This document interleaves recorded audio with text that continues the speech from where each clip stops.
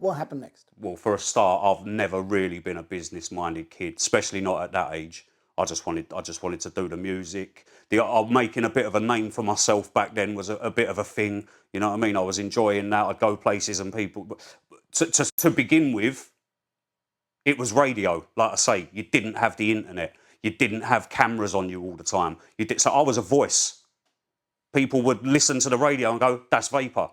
100 people could walk past me in the street. No one knew it was me. There was no face to the voice. So eventually, when I started doing live shows and people would come to the thing, they're going, "Where's Vapour? Where's Vapour? Oh, that's him there." What, Vapour's white?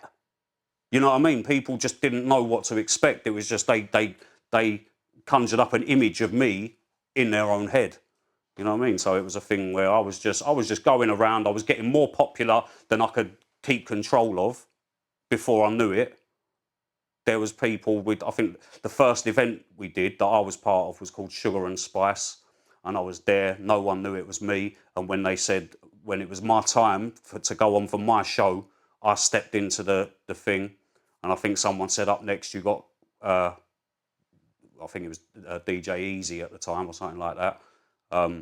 Yeah, it was Easy I was on with. And they said, oh, up next, DJ Easy, MC Vapour. Bro, everyone in this place, it was only a little place, it had like 500 people.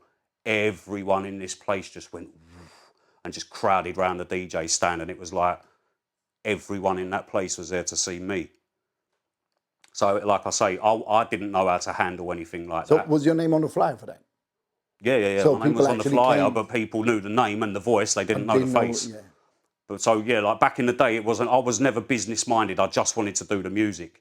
You know what I mean? So it wasn't a thing like, oh, I have to like get my shit in order and I have to have a business plan. It was just things were happening before I could sort of, you know what I mean? I couldn't even really grasp it.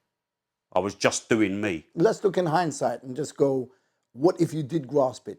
What do you think could have happened then? Bro, well, there's people like Majestic on Kiss FM. I always sort of give him credit because there's a few things that he said about me.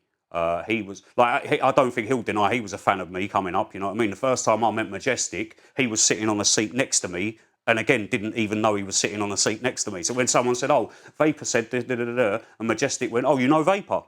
and they went, "You're sitting next to him," and his face was kind of like, well, he just was not expecting that. You know what I mean? But he said to me, he was one of the people that said, I remember he tweeted once saying Vapour is the first viral MC. Vapour was viral before viral was a thing.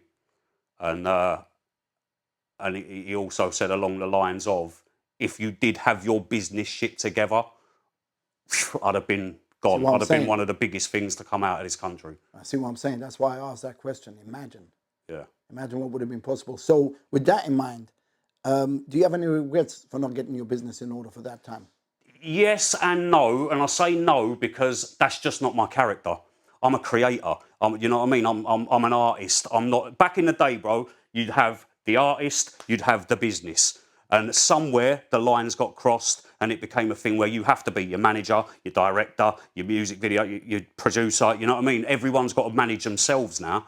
Especially with the rise of the internet, you've got to do all your own admin. You've got to do all your own everything. So it's like I keep saying, times have changed. But for me, do I wish that I'd have put myself in positions where I'd have got signed? And even back in the year 2000, maybe got like a 50 grand deal for back then, that would have been good, you know what I mean? Yeah, of course, it would have been really nice. But that's just not who I am. You know what I mean? I'm someone who just rode the wave as it was at the time. My name was growing faster than anyone from round my way. You know what I mean? And there was like, even areas that I hadn't touched yet in London, people knew exactly who I was and I'd never been there, you know what I mean? So that for me was like...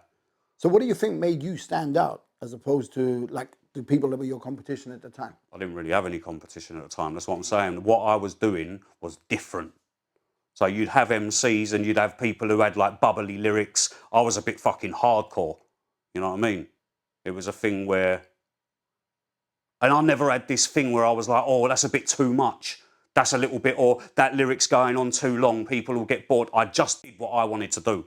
There was no, that won't work. You can't be longer than 3 minutes. You can't. It weren't like that. It was just raw, bro. It was raw. You know what I mean? It was just, you do what you do. If they don't like it, fuck them.